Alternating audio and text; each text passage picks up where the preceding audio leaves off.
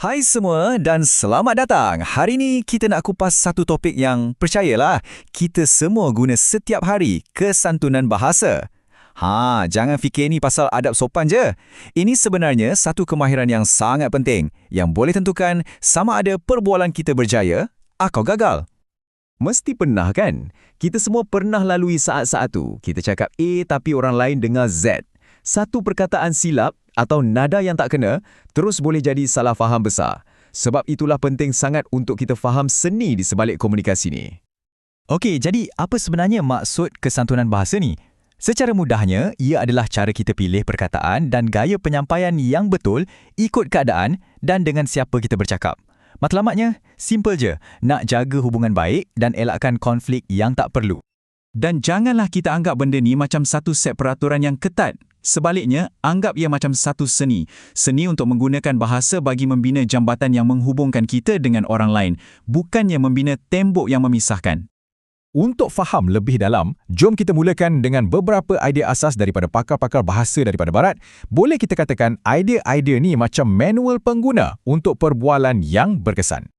Mula-mula kita ada GRICE. Dia bagi kita 4 ramuan asas untuk perbualan yang menjadi. Pertama, bagi maklumat yang cukup-cukup je. Jangan terlalu sikit, jangan melirit-lirit. Kedua, pastikan apa yang kita cakap tu betul. Ketiga, jangan lari topik. Dan akhir sekali, sampaikan mesej tu dengan cara yang jelas dan mudah difahami. Kemudian, datang pula Lakoff. Dia ambil idea GRICE tu, tapi dia tambah satu lagi lapisan penting. Bagi dia, komunikasi ni bukan sekadar pasal jelas atau tak, tapi pasal sikap kita. 3 prinsip dia senang je. Jangan paksa-paksa orang, sentiasa tunjuk muka yang ramah dan pastikan komunikasi kita jelas. Bila kita gabungkan semua ni, perbualan tu akan rasa lebih selesa untuk semua orang. Tapi cerita tak berhenti di situ. Ada seorang lagi pakar, Lish, yang rasa 3 prinsip tu macam tak cukup lagi. Dia kata kesantunan ni lebih kompleks daripada tu. Jadi dia pun pecahkannya kepada 6 aspek yang lebih terperinci. Ini dia 6 Maxim Leach. Nampak macam banyak kan? Tapi sebenarnya logik je. Ada kebijaksanaan, maksudnya jangan susahkan orang lain. Kedermawanan pula, kita yang lebihkan usaha sikit. Lepas tu ada pujian, kesederhanaan, kesepakatan untuk cari jalan tengah dan akhir sekali, simpati. Kita tunjuk kita faham perasaan dia. Walaupun nampak rumit, tujuannya tetap sama, nak kurangkan ketegangan dan jaga keharmonian.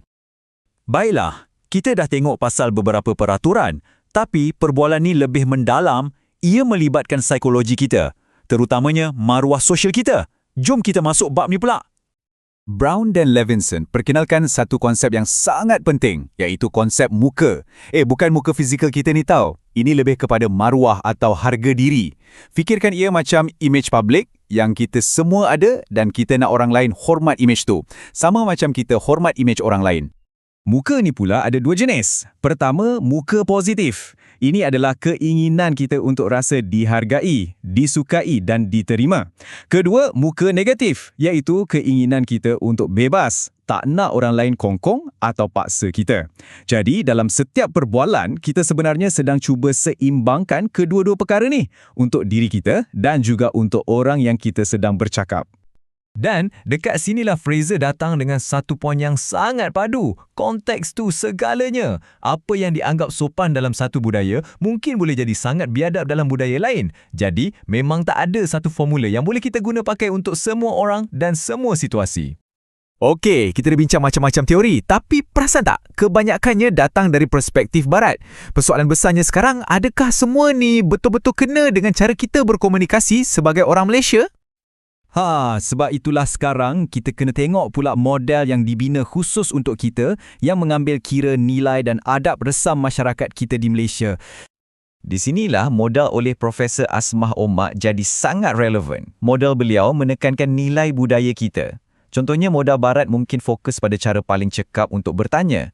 Tapi model kita lebih menekankan kita tengah bercakap dengan siapa ni? Sebab itulah kita guna panggilan hormat macam Pak Cik, Mak Cik, Kak, Bang. Ini bukan sekadar adab, tapi cara kita mengiktiraf kedudukan sosial dan menunjukkan rasa hormat.